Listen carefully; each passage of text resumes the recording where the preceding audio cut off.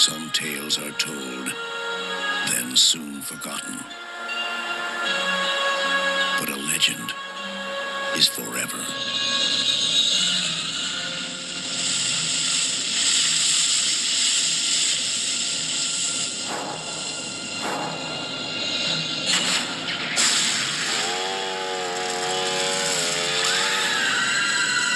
Leatherface, Texas Chainsaw Massacre 3. Now, from the producers of A Nightmare on Elm Street. Texas Chainsaw Massacre 3 came out in 1990, and I know a lot of sources say it was 1989, but no, it was 1990. And this was a first time watch for me. I've never seen it before. I always saw the cover of it, and I used to think, wow, that looks really cool. Wow. It always attracted me, but I just never got around to watching it. So I watched it last week, first time, and I know there was a lot of, I say hate, but a lot of people would rank it pretty low. Like, if they were to rank the franchise, it would be pretty low down there. I watched it for the first time, and I enjoyed it. I actually did enjoy it. I thought it was a fun movie. There's plenty of gore, depending on which rating you watch. And I did ask a few questions. Some questions I didn't get answers to, like, where is the original Sawyer family members? Like, where's the cook? I'm assuming they were basing, like, this is the sequel to the original. So I thought, okay. And the reason I know that is because they have, like, Leatherface has the leg stencil thing, after he cut himself when he was hit with a hammer. And I know stencil's not the right word, but I can't think of the right word. But yeah, so it's obviously a sequel to the first one.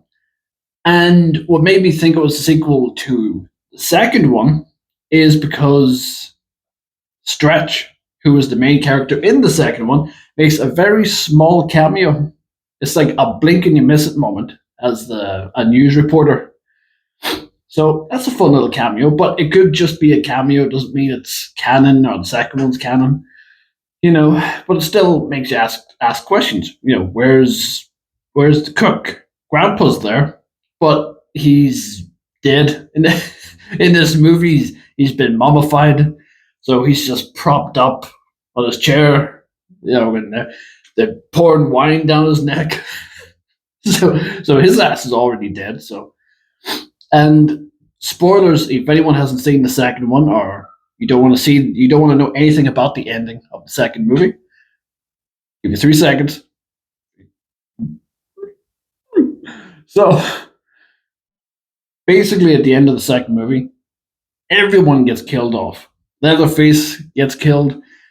The cook gets killed. Grandpa got killed. Hence why I assume maybe that's a sequel for the second one. And pretty much everyone gets killed. And so yeah, how's Leatherface back? Like, I was able to separate that from the experience of watching this movie. I was sitting there still questioning how. I don't get how. And leg brace. That's it. Leg brace. Not stencil, leg brace. It just hit me.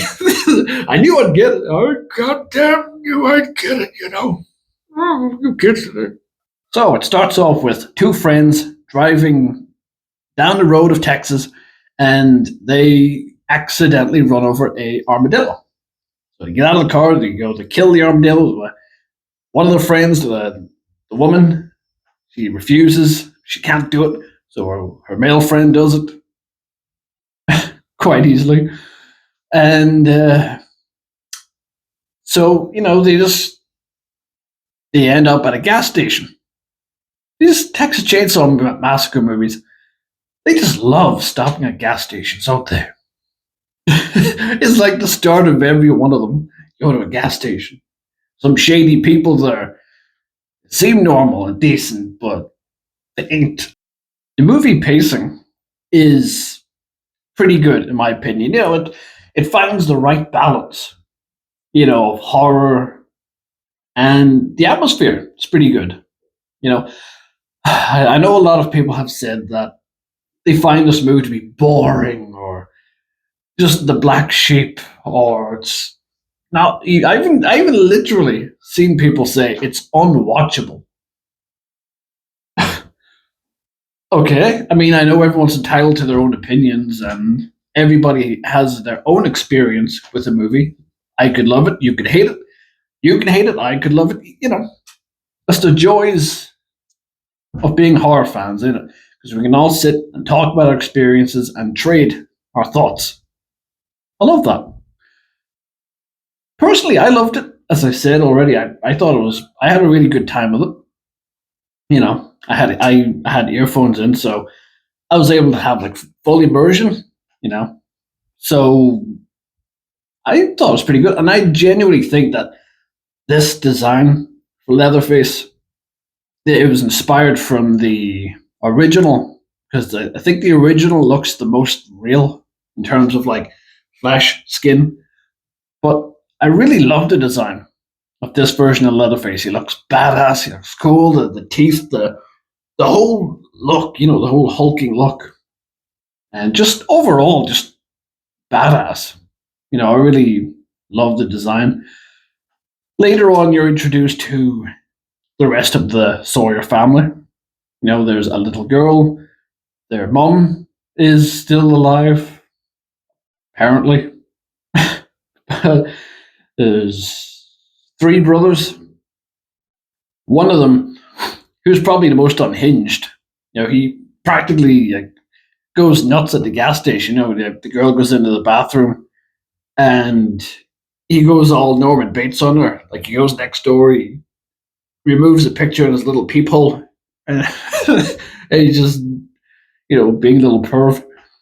But so he goes nuts, because he gets caught peeping by the cowboy, who later on is revealed to be his brother, and he whips out a gun, and he's just going nuts.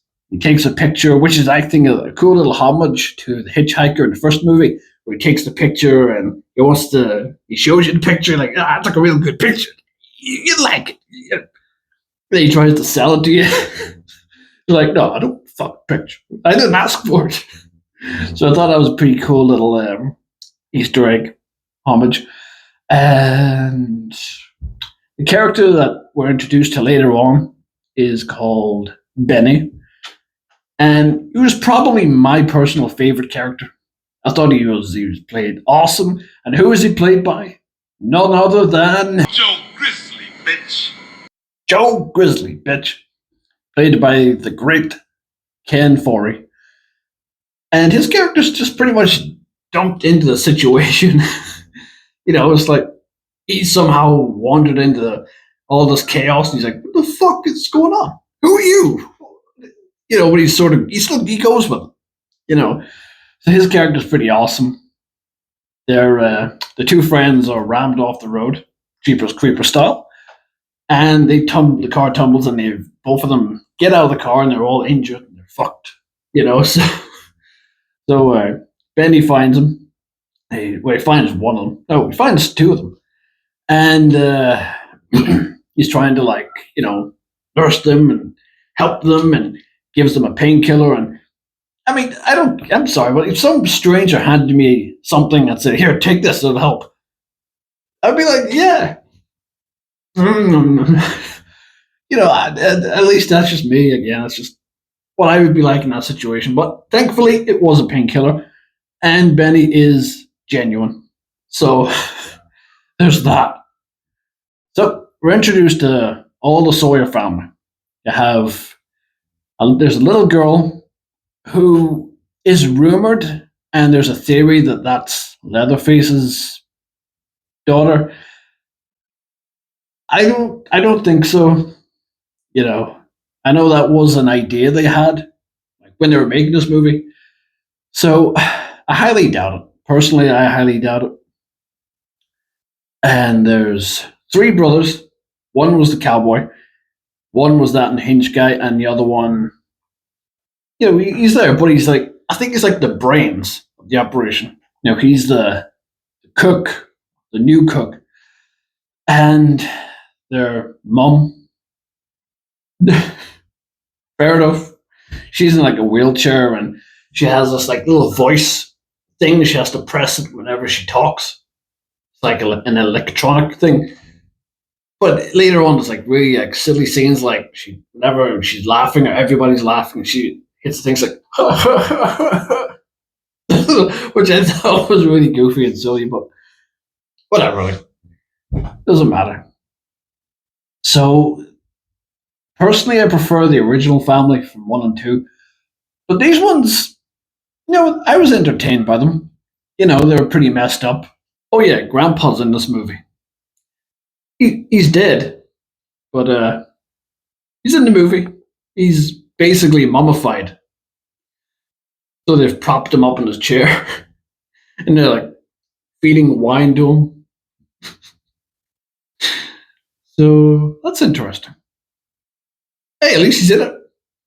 Later on they get one of the friends, which is the guy, and they hang him up like a cow, like upside down, and just hanging there to try and bleed him out. And there's a scene where it's like a big ass like fucking hammer. And it's like he's hanging here, the hammer's here, and there's like a rope, a little string, and I love that it's the little girl that presses the button. Oh no, she pulls it. It's like a little thing. She pulls it, and it triggers the hammer, and you get all that goriness when it hits him in the face, and everyone's like, yeah, just typical Sawyer family gatherings. And so throughout the whole thing, one of the brother, the unhinged brother, 90% of the movie, he's just walking around the forest, talking shit. He's just talking to himself, picking up severed heads, kissing them, and a typical Friday night, right? Right. So we don't properly encounter him until like way near the end of the movie. So I do have to say one thing. The chainsaw in this movie is fucking chef's kiss. It is the coolest chainsaw I think I've ever seen. Period. I'm not talking about movies, I mean in general. It's fucking awesome. And I love that it has the slogan on it that was, said by the cook in the end of the second movie. The saw is family. I thought that was so cool. It was a nice little homage to the original cook.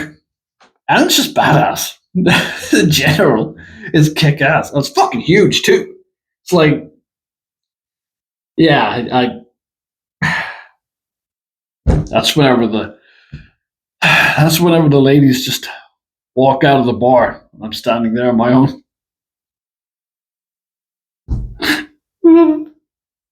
So there are two versions of this movie. One is the normal X-rated. It's the version that you want to watch. It's the one with all the gores, because this movie went through a lot of fucking hell. Like behind the scenes, we had fucking people coming in and they were making cuts. The MPAA got involved, so fuck, we know that.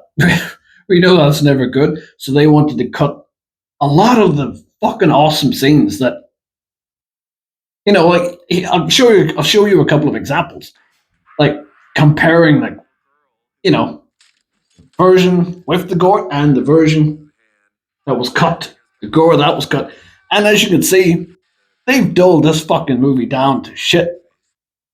So, thankfully, the proper version with the gore, no cuts, is easily accessible. Thankfully, it's most of the time it's the one that you rent or you stream. You're getting the proper version.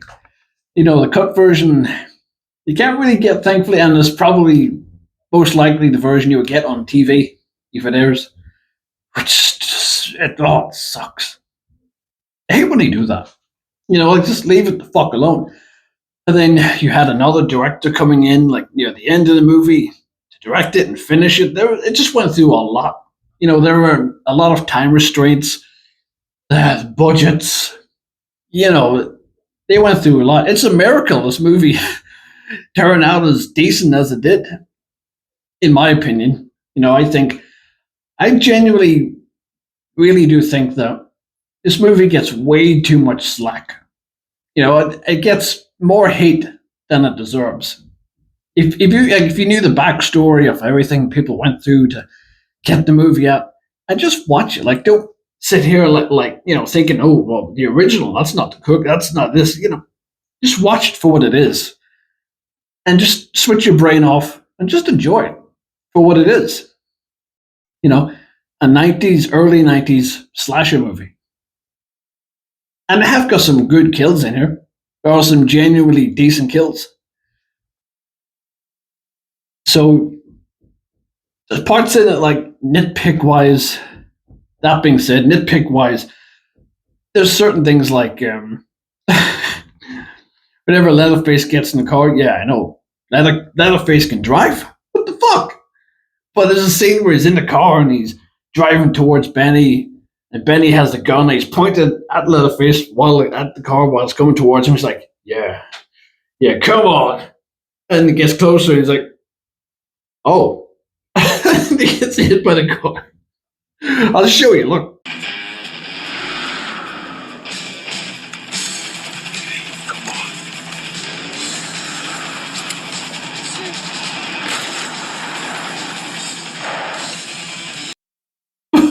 What the fuck? And but yeah, there's a lot of gore in this movie. Like, the girl gets kidnapped and she's put into a chair, and they literally nail her hands into the chair. Really fucking awesome scenes, proper gore. And she eventually gets them off, but she like rips them out, and you're like, oh shit. And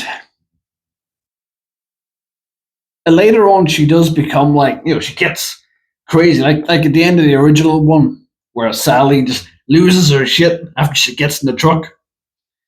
But like, she sort of goes like, crazy, like, bring it on, motherfucker, and just swearing. And I felt it was a little too forced. Sally's version was way more believable, and it technically was real behind the scenes of that. But it felt natural. It felt like, okay, this will happen, that'll happen, that would drive you to go nuts. But this one just felt like she was running scared and then stopped and turned around and just suddenly went crazy. Like, it was like, it didn't feel natural. It felt very forced, but it didn't ruin the experience for me. So then you have a swamp scene where like the whole movie is just, it's I wouldn't call it boring. People say it's boring. I don't think it's boring at all. There's some decent stuff in there. There's some good kills. Characters are decent. Some of the acting is a bit, but I think it's a pretty decent movie. I'll definitely be watching it again. Now you think, if you haven't seen it, and you're watching this review, and you haven't seen this movie, give it a chance. Honestly, give it a try. What have you got to lose? Huh?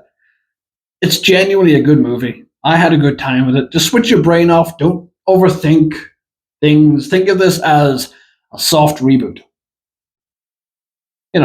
That way I think you'll have the best experience. So, yeah, I enjoyed the movie, and I definitely recommend it. Gets more hate than it deserves. So, yeah, if you're here still, thank you so much for watching. I wholeheartedly appreciate it, and I appreciate all of you. And let me know in the comments, if you have watched this movie, what do you think? Did you enjoy it? Or if you didn't like it, let me know what you didn't enjoy. Just, fair enough. And we'll talk about it. And yeah, as always, thank you for watching, and don't kill anyone.